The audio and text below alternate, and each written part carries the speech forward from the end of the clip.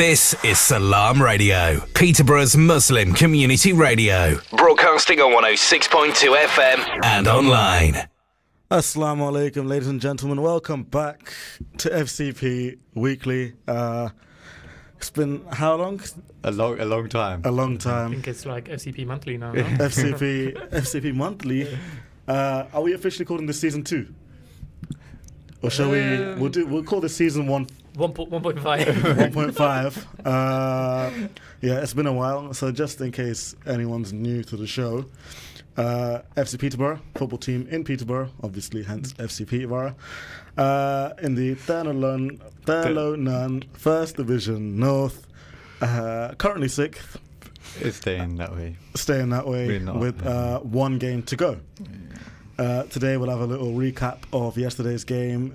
Maybe we'll go over some of the season's moments, memorable moments. We potentially will do some player ratings from yesterday's game. I think I'm allowed. Am I allowed to? I'm impartial to it. It's all right. It might be a flat episode from a few of us. But we'll try and give some energy. Give them, obviously the viewers. Should we do the intro again? Let's thingy. Assalamu alaikum. Welcome back to FCP Weekly. Gosh, after yesterday, we're all feeling a little bit flat, but that will not show in this show today. No. Joined by Coach Waleed and first team captain Zaid. I hope you can see him on the camera. I don't know. So, on his phone, that should be a fine. That is a fine. I'll make a note of that one. Checking the agenda. You should have checked before. The notes. Yeah. Proper radio show guests would have checked it beforehand, but that's fine. We'll do a BTS of the club, sort of club culture, community vibe. We'll talk about the under-15s. We'll talk about Sammy. Potential under 16s, and we'll play little games, lighten the mood a little bit at the end. Okay. So, first things first, who wants to start us off? Zaid. What are we starting with? I think, are we doing like almost like a retrospective show? Because I think we last show was pre-Ramadan, so I think we've missed. Was it pre-Ramadan? No, it was Eid. It was a week before Eid. That was the one when it was the last show was, I want to say, the under-15s winning, or the week before they won the league. It was the week before. Because I remember I done my marathon, and the week we had our show. We had the show. We haven't mentioned the under-15s on the show yet. Yeah. So should we try and see what we can remember from what's kind of occurred? So we can start off with obviously the under-15s winning elite title. Yeah. So that's the first bit of silverware for us in how many years? In 2 years, because the under-11s, current under-11s, and at the under-13s, won the Herald Cup 2 years ago. Okay. In the funny story about the current under-13s. Current under-13s. They have to replay the final. Due to an ineligible player, and then they win the same final with that player out, and they obviously their managers made a big fuss out of it when really it wasn't true. So they won 2 finals. Technically, Two finals, same cup. So either way, they were gonna come out with the win. But I guess you got the under-15s that won. I think you've done a YouTube video of the game. Yeah, there's a YouTube video. We're 5 subscribers away from 500, so please subscribe. Thanks, would be great. That was actually a really good day because you had a lot of parents there.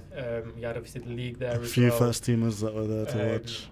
The little reel you done for Instagram and whatnot, that was it was very wholesome, and 100% wholesome. Very wholesome.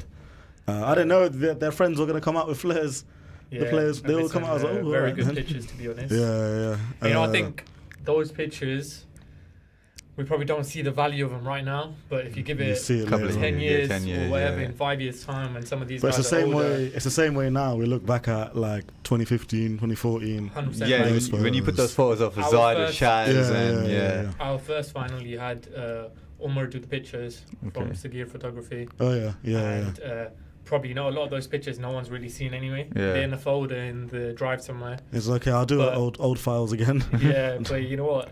You've got so many good pictures of, some of the community that was in attendance and so on.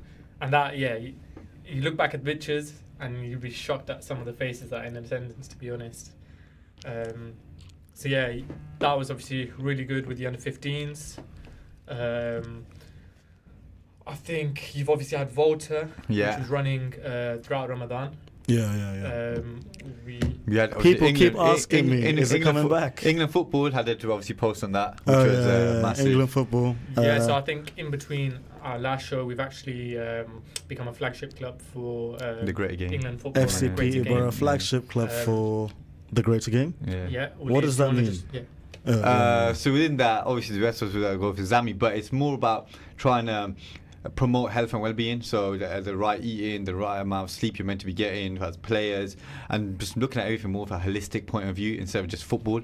And I think we've done quite a lot within that, with obviously the partnerships that are happening a lot with the community, which we're putting out, but it's more based around that. And then within that, they'll come out, obviously look to promote us as a club.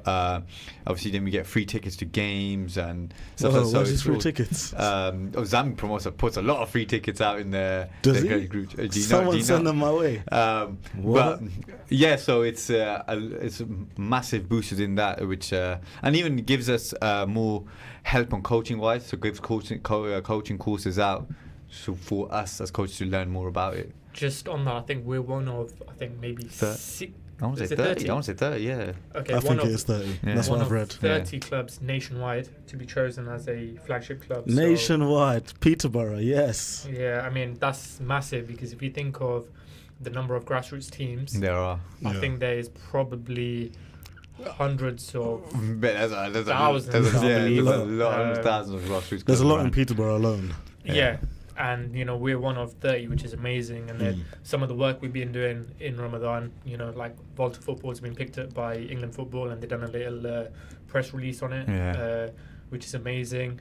And I think the purpose behind Volta football really does kind of fit very well with what they're trying to promote with the Greater Game and so on, because obviously it was scheduled for after Tarawih in a month where a lot of people tend to neglect their kind of fitness and the diet and so on. So yeah, I think it also adds to the community aspect of our club. 100%. And I think it was so good to see so many old faces who've been through the academy take part, and who are part of the current academy as well. So lots of new faces too. There were some new faces too, so it was good both ways. Yeah, and I mean, some of the old faces you had, like I think what was the team name? I don't know, PYU had that's their team. Yeah. Had the first week. Ajax. Yeah. FC Ajax, I think it was. And you had Heather, Ishan. Yeah. You had Fazan. Yeah, Fazan and a couple of others. And these are guys who are all part of the academy. And you got Ishan and Heather especially. They were actually part of the winning team. Like I think Safi and Kami. If Kami's online, he was one of the managers. Okay. Well, Safi was the manager, or Kami was the manager, or the joint managers, wherever it was. They were part of one of the winning teams at under 11 level. And then you got some of those players who are part of that team who actually are breaking into the development and reserves at the moment, like Kevin. He was a main part of that team. You got Ardal as well. So yeah, Volta was amazing. To answer your question of whether we are going to continue it, yes, this is the question. We did make a plan. We did, following like a 2-week break, would continue it, and someone said that they would be doing a document, basically. Document. But uni's priority right now. Like we spent about probably the best part of a 2-hour journey on the way to Wivenhoe. It was myself and this said person. And Eamon. And we kind of discussed everything, the rules, the format of how Volta should kind of continue. And pretty much everything was kind of done, and then this said person said they were going to create a document just listing everything down. But it's been a couple of weeks. So when people put university first, like, what do you mean? Yeah, true. To be fair, FCP has always been first, but at a certain moment, uni has to come first at least. That's it. So if you're listening in, please leave some comments. Checking on the show. As you know, it's been a bit of a rough couple of days for the FCP family. So please check in, give us some content to talk about. That would be great. You can call in even on 017 33 602 133, or you can leave a comment on YouTube, X, or Facebook, or from wherever you're watching. We can see Cami and Ibi just talking to each other. To be fair, so to be fair, I think Kami's got a comment there where he says Safi Aziz was the manager and I used to put the cones out. So thank you for the honesty, Kami. Safi was wink. the OG. So before you move on, I've got a few facts on Volta, which I think will be quite good to share. So I think this graphic's been done for a while and it's been meant to post out a while ago with a few kind of stats and so on. But just as I'm saying that, I've just remembered, for the past, the final 2 weeks of Volta, we've actually not had any content come out of it, have we? No. It's about someone else who hasn't lived up to the expectation. Yeah, I'm not the only one. Thank you. At least I'm not the only one to be at fault. But anyway, you got 2 weeks of Volta content that's still to come out. So if you're the videographer and social media guy, can you sort it out, please? But the facts. So Volta football. So it was 4 weeks.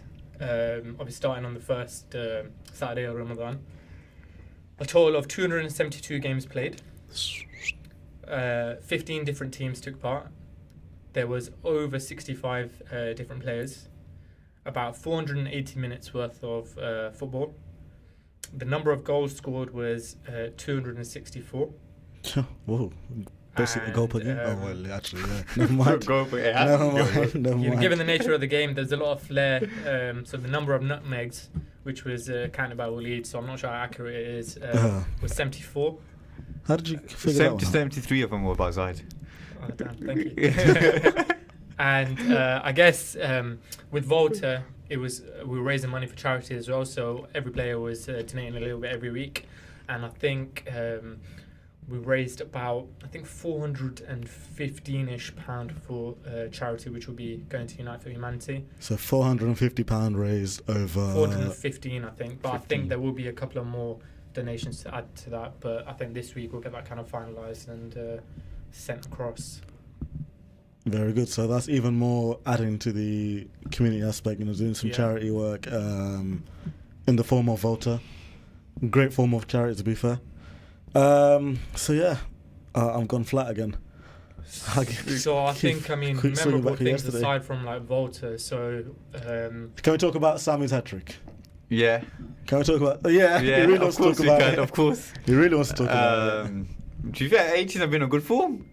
Whoever phone that is, that's a fine. Or laptop. Jamal. Sorry. We're 3 for 3. Going into Monday, obviously aiming to go 4 for 4 tomorrow. That's bro. Double header for me. For some, Jamal, you never know. Double header for yourself. I might join you. But so going in Corby it's always going to be a tough game considering they're going for the league. And for us, it's just about getting some form in until we play the Jamin Shield. And we had a really good start. We made it 1-0 really early on. They've obviously given us a free kick, and it was the last man, so they ended up going 10 men. Okay. From that resulting free kick, Sammy scores. They go at the other hand, get a set piece, and the bane of our life. Yes. They've scored, especially the 18's life. I want to say, the bane of our 18's life is set pieces. They made it 1-1, and there's some really good football on our side. We dictated the tempo. Had football on the right hand side. It was Leo, Sammy, Dosh. Just playing it about, look for a switch, played it back to the right hand side. Even a bit of communication. Dosh has received it, played it into Sammy. Sammy scored 2-1. They've then gone up ahead to make it 2-2. Corner again. Free kick, this time round, but a set piece. Going to half time 2-2. The emphasis for us was more ball quality, control the game, instead of rushing everything. Because the day tactics was going to be, can we go long, can we get a set piece and score? Come second half, we really didn't start off where there was moments of quality where we showed we were patient with the football, we didn't rush anything, and we created chances, but it wasn't going into the back of the net. They've gone up the other end and made it 3-2. This is about the 85th minute. Okay, I'm with you. So 3-2, 85 minutes. 85 minutes. And we speak a lot about basics now, and even if you break it down, the first word is start with belief. Second would be accountability with your A. So it's about breaking those terms down for the players. And the players showed a lot of belief, to be fair. 85th minute, we made some changes. We've won, and Joe, you've seen Joe play, magical player. And with this areas he can win fouls, especially. She's like Ruben, essentially, for the first team, for us for the 18s. And we want him to get in the right areas. So he's received the ball in the pocket in the half space, and he's driven with it, and he's won us a penalty. Okay. Sammy's got it. Their players are talking, obviously, as he would to Sammy while he's stepping up for the penalty. He scores the resulting penalty to make it 3-3, and words have been said from Sammy. This time ref hears it, sends him off. Straight red. So we've scored like I was saying 7 minutes were added on, so this is 93rd minute, right? 94th minute. 10 men now, 10v10. A minute later, Joe receives the ball on the right hand side. He plays it to Ethan. Ethan hits the first time shot to the bottom left hand corner.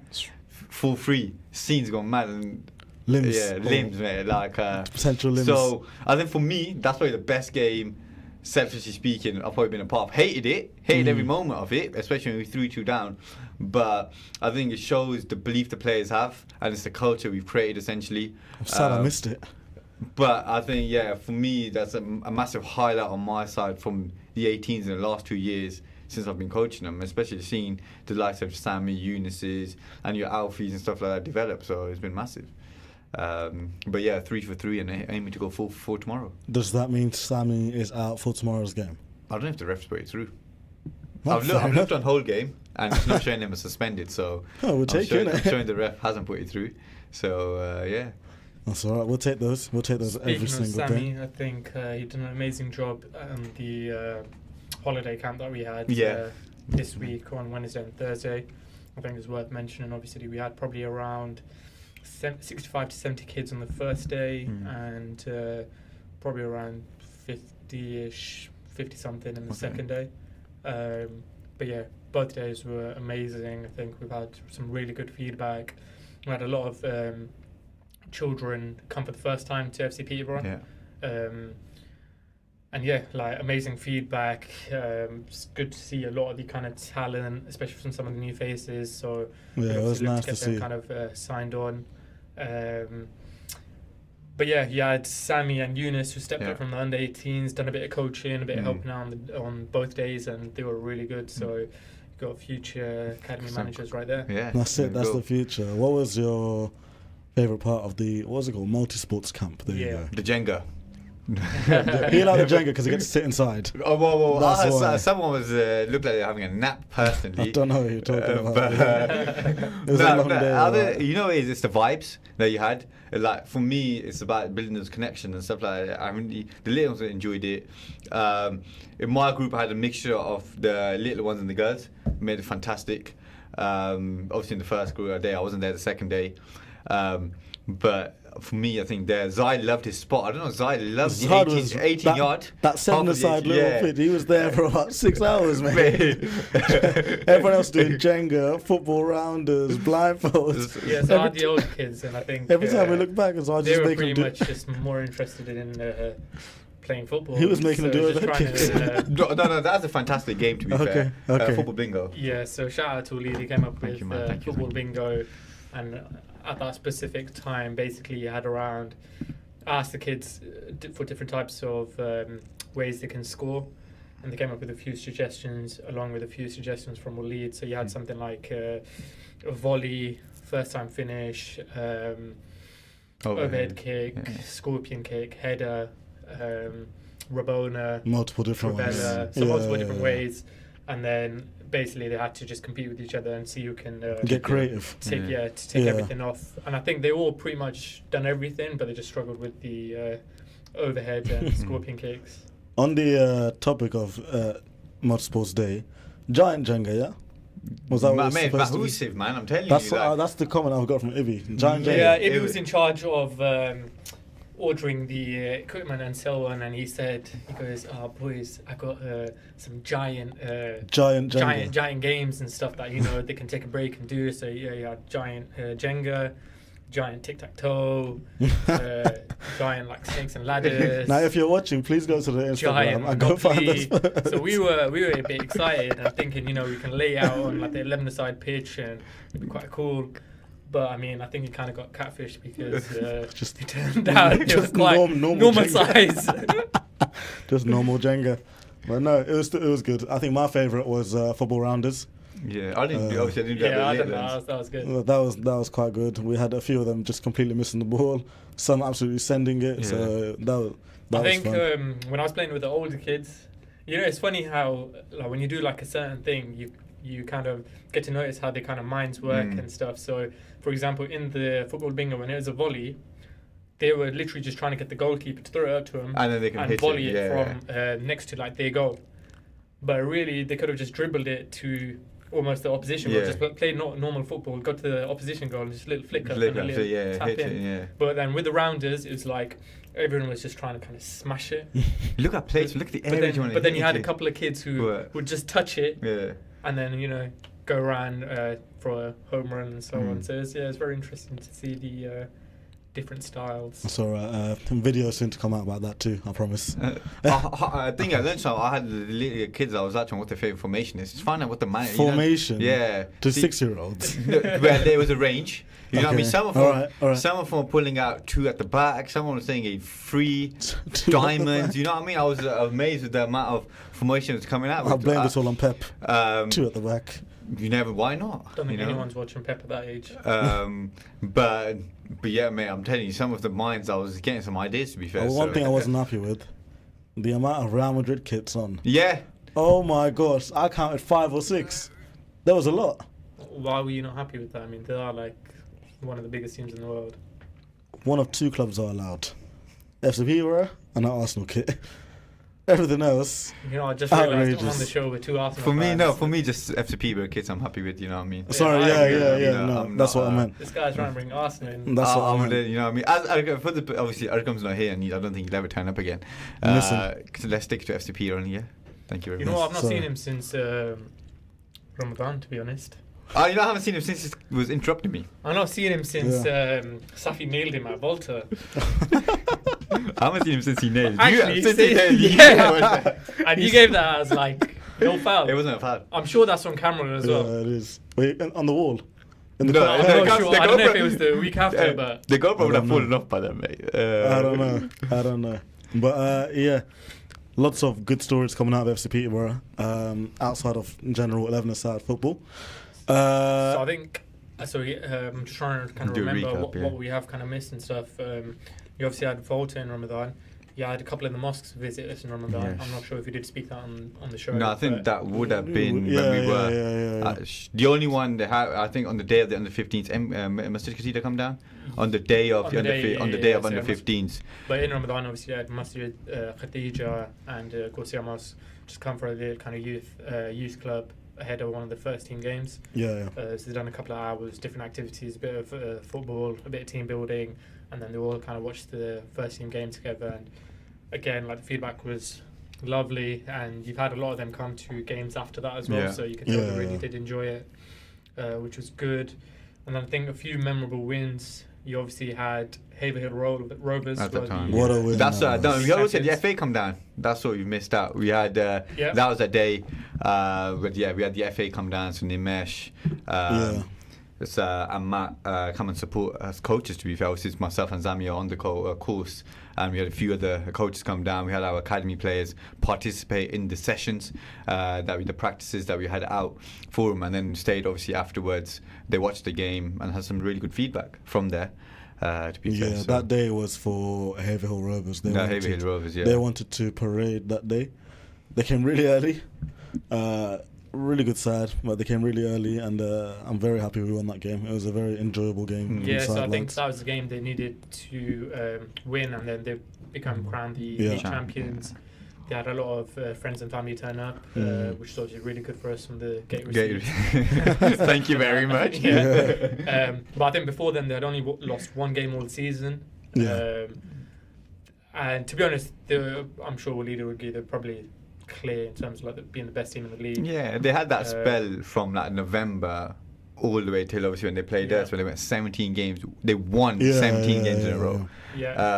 Then any team who does that, really winning half your games of the season in a row. Fair enough. Yeah, you'd have to. Fair enough. But then they lost to Weston, and then they lost to Framlingham the week after. So maybe that was a little. Yeah, I think. That was 2 weeks after. Phenomenal performance from us boys.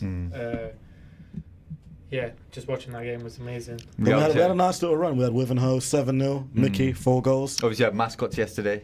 Oh yeah. Which, obviously walking out. We done obviously similar last season, coming out with the players. So it's always good to involve our academy players. And even them coming to watch out. I know a few of them wanted to Ruben, but side Ruben obviously is away. But I wouldn't be surprised if all 11 of them wanted to hold Ruben's hand. Yeah, it's funny, isn't it? They were like, oh yeah, we want to walk out with Ruben. And then Literally, they know Ruben's not there.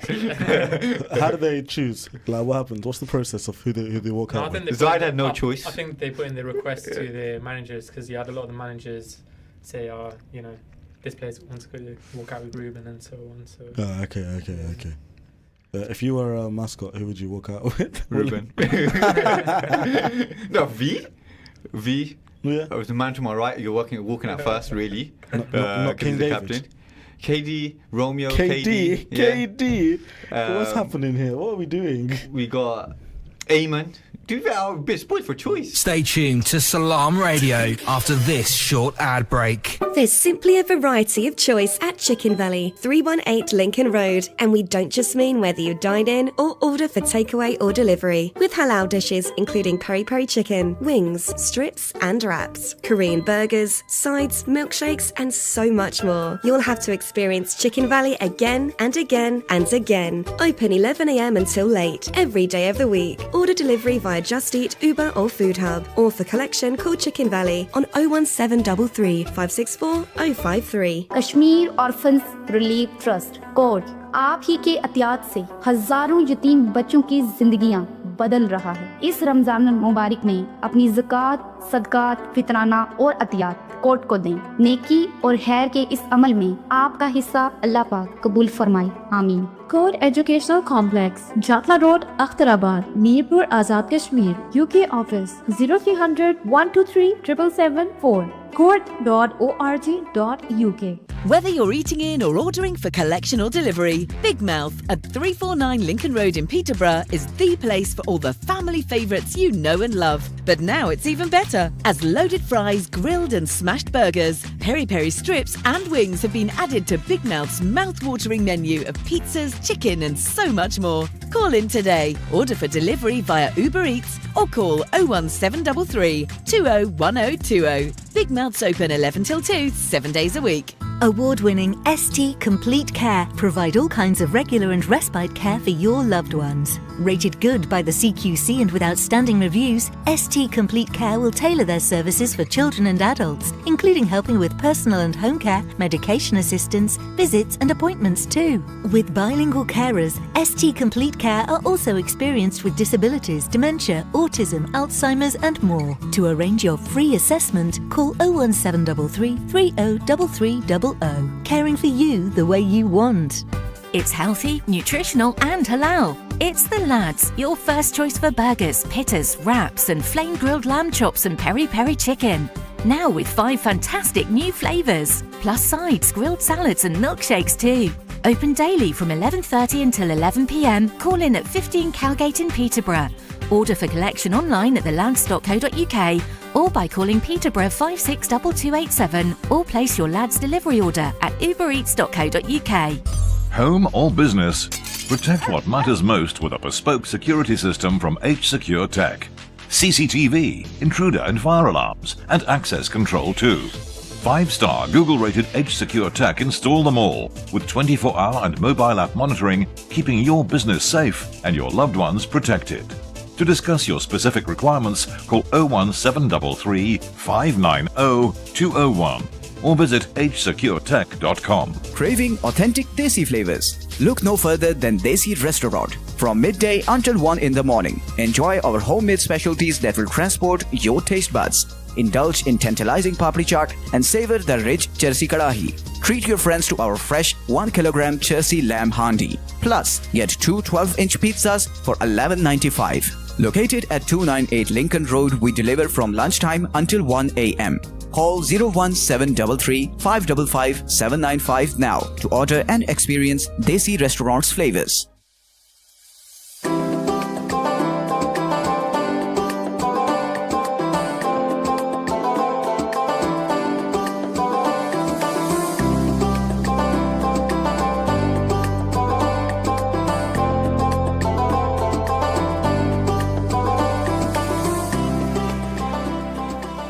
This is Salam Radio, Peterborough's Muslim community radio. Broadcasting on 106.2 FM and online.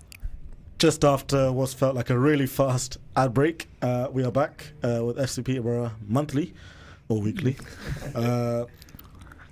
We have made the decision. We're going to recap tomorrow's game. Tomorrow's game. We're going to recap tomorrow's game. Sorry. Please let me know. Go on, Zaid. I've just got a stat before we start. So on the greater game, and how we were saying one of like 30 clubs nationwide. Yep. There's around 40,000 grassroots football clubs in the UK, and amongst those 40,000, there's about 120,000 teams. Because I guess multiple teams. But yeah, so us being almost one of 40,000 clubs to be chosen as a greater game advocate is amazing. And to be recognised by England football, that's quite massive achievement. So. Yeah, it's building blocks to something bigger, eh? Building blocks. So yesterday we played against Whittlesea Athletic, local derby. We'd had a fair amount of social media posts go out. We'd had, social media posts from their side, which is okay. It's all part of the game. It's football and derby games. We had to win that game to be in with a shot of getting playoff football. Getting into playoff football means that we would have had the chance to get to step 5, which is the league up. Without recapping too much, because I don't think we generally don't want to, it was a 2-1 loss. Anything to say on the game? Go on, Zai. First of all, can we thank all the fans? Of course, not always. Because there were a lot of fans that turned up. Yeah. Different parts of the Green Army, different areas of the Green Army. Everyone was there. There were a lot of Whittlesea fans too. Always good for the gates, like you said before. Fans were loud. I think Zami even bought a horn. Didn't hear it at once, but heard it a couple times. It's just been a generational hater, by the way. But a 2-1 loss. We'll start with Walid as a coach. You start from I can go first. So a bit of context. So I think yesterday was a game we had to win if we wanted to be in with a shot of finishing in the playoffs. So the team above us, which was Dis, I believe the gap was 2 points. Yep. And then Dis. So we've got our final game of the season tomorrow. Dis would have been playing the champions Haverhead Rovers, which is a game you kind of expect Dis to maybe lose. Yeah. And then with us picking up 6 points from our last 2 games, we would have just made the playoffs by, I think, a point. So that was the kind of context behind the game. So in terms of the game itself, I think yesterday, obviously, we didn't really perform to the level we kind of expected. Did you feel any pre-game nerves? No, to be honest with you, not myself personally. Yeah. But I think they probably had a kind of game plan as to the way they wanted the game to be played, and that's probably to disrupt us, stop us from playing, and I think they kind of carried out their game plan better as opposed to the way we've done ours. I think one of the things that I noticed about the first half was that a lot of the ball was in the air. Yeah. The very aerial team.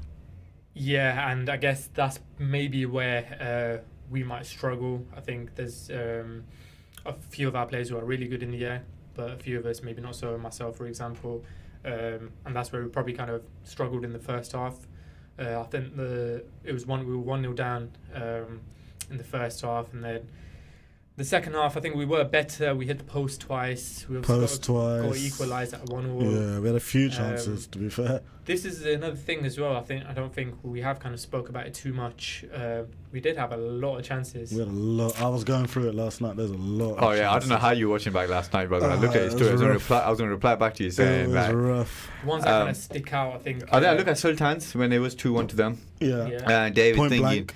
Yeah, it's tough. I think I said afterwards, it's like there's no even Sultans. There's one player you probably don't want it to fall to, and that's maybe a defender.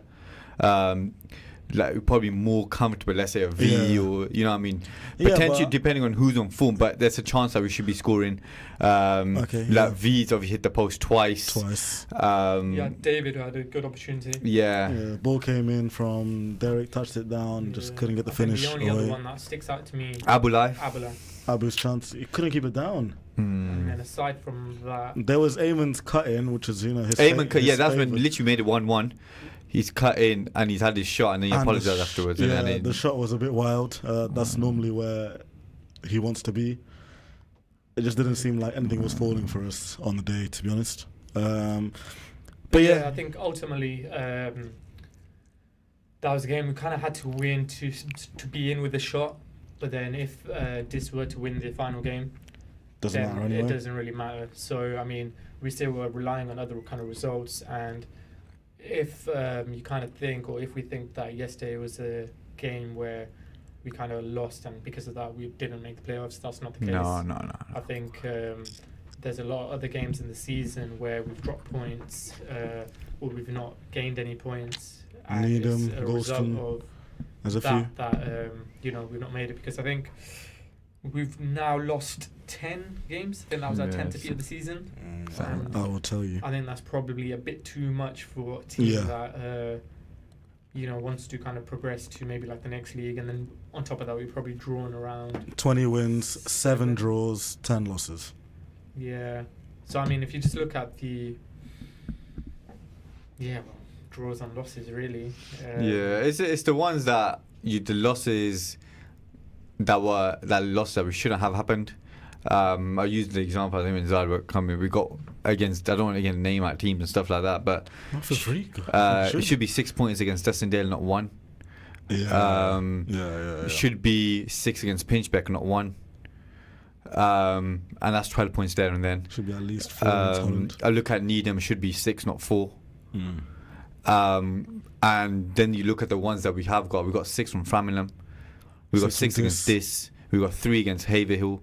Again, just for context, I think it's likely we're going to miss the playoffs by 2 points. Right? Yeah. And it's those kind of games where the gap is, very the minimal. tiniest gap. But on the flip side, it's a progression from last season. I think you look at the bigger. We can talk about obviously for next season, but going on from last season, we were 20 points away from playoffs last season. Okay. To now, we obviously we're hoping we're winning tomorrow. Yeah. And then we go, let's say 2 points, for example. You're going, let's say if Haverhill beat this, and you can see that improvement. But we look at targets that were set at the start of the season, and I'm going from that kind of putting that hat on. Personally, obviously, you look at that and the squad that we have, we should be in that playoff spot.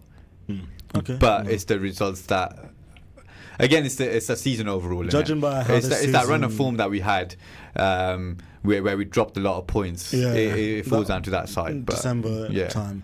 So judging by how the season's gone, number one, obviously, it gives us an even better base in this league. Does this mean we are 100%? I don't want to say it prematurely, but we're going for silverware. We're going for promotion next season. I think it's too early to say about next season and whatnot. I think we just gotta let tomorrow get out of the way. Yeah, there's that too. Tomorrow. I think I just feel like we're forgetting there's still a game to play. I think there's 2 things from me. I think one's around opportunities and so on, and I think whatever opportunities you have right now is the kind of best time for you to make the most of them, because a few months down the line, a few weeks down the line, you might not necessarily be in the same position, and then if we go back to I think maybe around Christmas time, I think we were in a very good position. But I mean, there's been points where we've been comfortably in the playoff places, right? Yeah. First half of the season, we were doing well, and I feel like had everyone kind of really given it 110% and pushed in the same kind of direction, then we could have achieved what we kind of set out to. But that's the thing, about opportunities and so on. I think it was a good opportunity to achieve something great together, but it looks like we've not kind of made the most of it. And then you talk about next season and so on. Very early to talk about. Very early. Yeah, it's very early. It's very unlikely that you'll. It's very unlikely you'll be in the same kind of. You'll have the same opportunity as you did now. That's not to say we might. Who knows? We might be in a better position, but there's a lot of kind of factors. Players. Certain players would be a year older. Like you've got some of the older players in the squad, like myself, Romeo, Mario, for example. Next year a year older. So yeah, I think right now was a good opportunity. We just got to remember this feeling, to be fair. No, I don't remember this feeling. In the sense of it just spur us on. Because we know that how, again, the only player I've spoke to since this island, that's today. But obviously, I don't know how the likes of other players in the camp are feeling. Obviously, as a management team, we know how we're feeling. But it's the experience that will... Now, we've been through this, because this was the first time, again, I'm talking myself generally, I've been in this boat before. I've never been in this boat before. This is the first time I've had to deal with it. So it's making us a year wiser. We've got that experience in the back, and obviously in my book or wherever it is, in the back of my hand, to now help us push on. But like we said, we just got to deal with tomorrow and then see what we're going. The frustrating thing is if you look at our record against the teams in the top 5, our record is actually positive, really good. So Haverhill Rovers, who are the champions, we took 3 points off them. Should have been more. We actually lost to a last-minute winner at their ground early on in the season. The new so that's 3 points against Haverhill. So second, I think he got Stanway. Yeah, got 3 against them. Taken 3 off them and then narrowly lost away 1-0. I think next is Harwich. Yeah, we've only got 1 against them. Then you got Framlingham, who've done double over them, 6 points. This done double over them, 6 points. And then you got ourselves who are next. So our record actually against the better teams was good, I'd say. It's just in some of the games where, on paper should be comfortable wins and so on. That's where we've obviously not played to a certain level. And then just on that as well, I mean, obviously as players, we're very disappointed. I've not really spoken to many of the other players, but I know how disappointed everyone's feeling, because there's a lot of effort that's gone into it. There's a lot of effort, to get fit. A lot of effort gone into training, the travelling. There's a lot of hours that the players can put in. But beyond that, I think as many hours as the players have put in, the coaches will probably put in 1.5 times more than that, or twice as much, because they're turning up to the training sessions and games just as we are. But then outside of that, they're spending a lot of time preparing the training sessions, planning, discussing the tactics and so on. So I can only imagine they're feeling a lot worse than what we are. So that's the nature of the game, though, isn't it? That's football. One's got to win, one's got to lose. Someone's got to go up, someone's got to go down, and that's how it goes. It'll always be someone. Do we know who's coming up?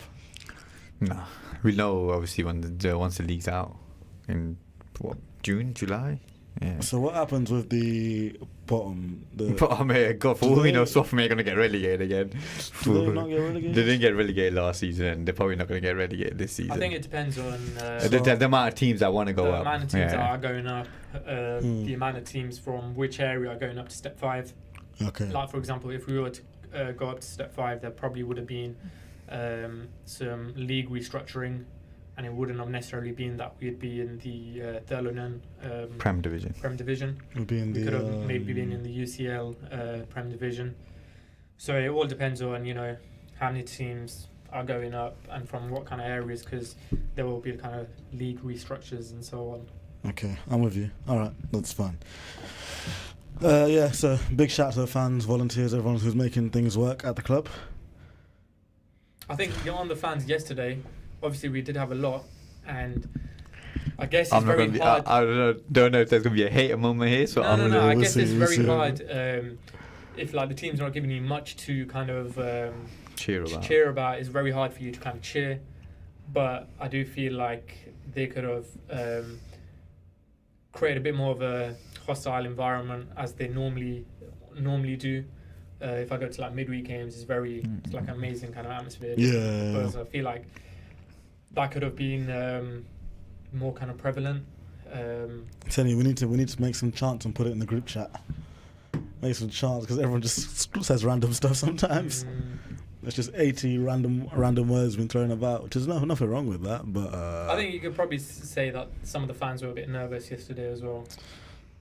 Yeah, but that's everyone. A lot of people were nervous, isn't it?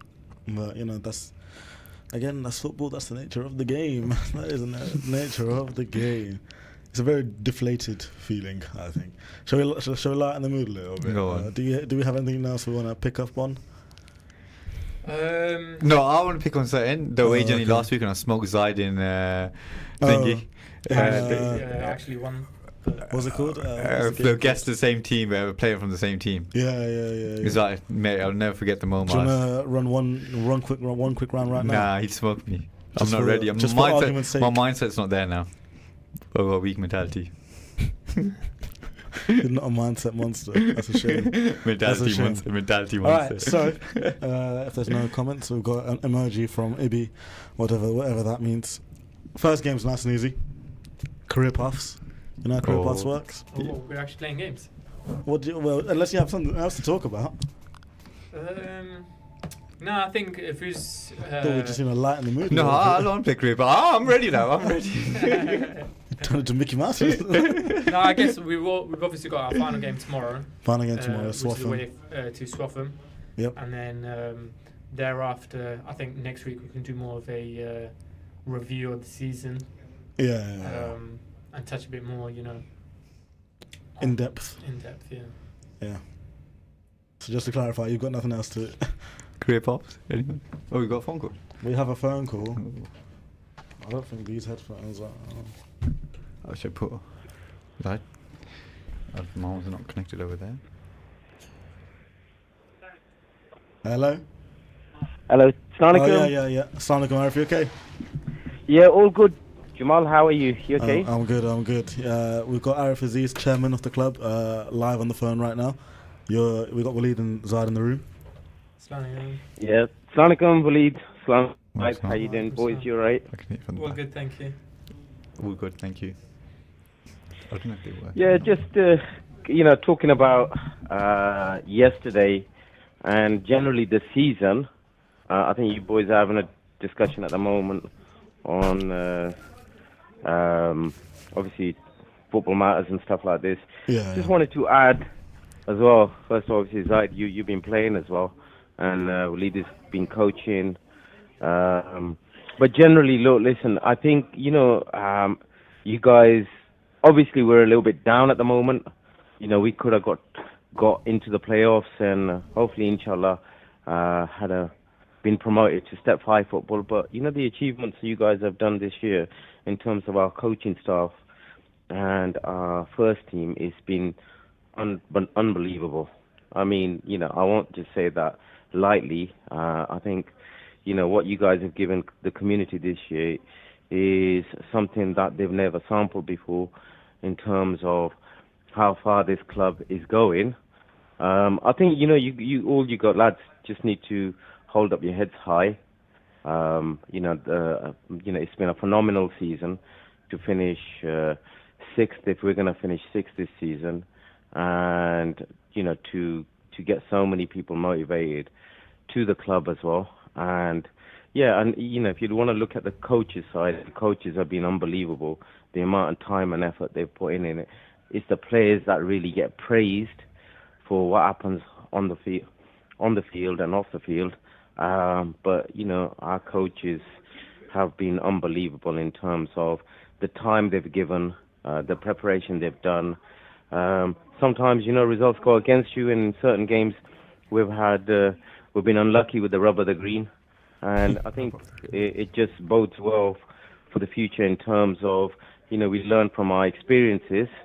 But I think we've got to all applaud you guys for what you've done and for what you guys have achieved. So I think for me, it's a win situation. Yes, we could have got into the playoffs and got promoted, but look, I think we've got to applaud the achievements that we've done this year. We can be a little bit deflated, which is understandable, but I think in the grand scheme of things, with the academy, doing some brilliant stuff. We've had Sadat, who's won the league. We've had people like Luca, people like Dan, people like Safi, Waleed, and I can't remember. Lots of coaches just doing loads work. of coaches. And I think you've got to look at these things and so the amount of time and effort these guys have put in. They're the real unsung heroes of the football club. I think sorry to cut you off. I think I 100% agree with everything you're saying, and really, as a player, we've had everything done for us and done for us to a very high standard. So, for example, training twice a week and high quality kind of sessions. You got VO, where you got the live recordings of the game, where you can analyze it, and we've had analysis on a week-to-week basis. We've had the player data trackers, which track our kind of distance, speed, and everything during the game. So I think from the coaches and everything, they've really done everything to make sure we kind of do our bit, and I think that's where I feel so bad is ultimately as players we've kind of let them down and not kind of repaid the same level of effort. To be honest with you, I don't think listen, there are and it's a learning curve.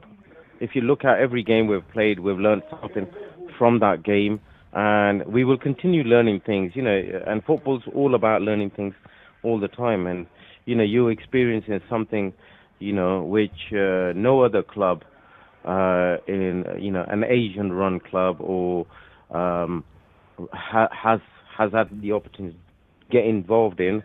Even if you look at UK, look, there's only one other club in the whole of UK, which is a Muslim run club, which is playing at this sort of level. So look, you guys are going to be so pleased and so gassed with how far you've got. Yesterday was a little bit of a downer, but overall, if you look at the achievements that we've had, it's been unbelievable. And look, you guys are role models for our future generations to come through. And I think if you look at it like this, next year will be even better. Inshallah, we'll have that extra year of experience, and we'll certainly try to push on for next year to look at getting promoted and stuff. So, I just wanted to, just put in a little bit of my own wording in there and just say that, look, carry on with what you guys are doing. And look, I know the preparation our coaches put in each week, and whether it's development level, whether it's academy level, or whether it's our first team level, for that game. And sometimes, look, we've not had the rub of the green. And rub of the green, I mean, some of the decisions, refereeing decisions, have been pretty poor. But we've just got to put up with those. But overall, it's been another phenomenal year for the club. So, heads up, lads. Just keep going. Let's look forward to next season, and let's inspire the next generation of footballers that are going to come through. And that's the only thing I can say to you guys, and say continue what you guys are doing. It's amazing. That's amazing the plan. Heads up, chins up, and inspire the next generation. Yeah, cool. Okay. Absolutely, lads. I'm going to leave you to it. Yeah, I'm watching the Liverpool game at the moment. Obviously, Zaid doesn't really want to talk about. Thank you for calling in. All the best, lads. Yeah. Thank you. Nice little kind message from the chairman. Yeah, of course. Just on the refs, I think one of the things that really bugged me yesterday is the ref turned around and said to me, I questioned one of his decisions. He said to me, you've got no clue. I agree with him. Like, how unprofessional is that? And if it was the other way around. Yeah, you're not wrong. But yeah. Oh, now I feel more deflated. I think one thing I was going to mention earlier was that, look, I think what you got to remember is I think about 6 or 7 of the like first team squad and so on. Yeah, the same players from Division 1. Yeah. And that's 2 levels below where we're kind of currently playing. Yeah. So that's not something to be overlooked. Take lightly. Yeah. And really, I think that's probably unheard of. I don't really think there's many other clubs who can boast that. It's the trust Shaz has in each and every single one of the players that he has, you know. I think I speak about it a lot when it comes to Shaz and his man management and what he's got out of the group of players. Again, there's no manager better than him, especially like the trust he's given the players that he's had since Div 1. Like it's not anyone and everyone can come into that squad. You have to be a certain type of player. So yeah, a massive shout out to Shaz. For me, huge shout out to Gaffer Shaz. Always the Gaffer, man. Waleed, Amar, Ishi, Captain Zaid. Why did you say Ishi like that? You got beef with Ishi? Yeah, I have. What's the beef? You got 15 seconds to. Ishi's on. Ishi's on. I have no issue. He bought me a really nice Philly cheesesteak yesterday, but. That's all we have time for today. Thank you very much for listening, and hopefully we'll see you next week and not next month. Stay tuned to Salam Radio.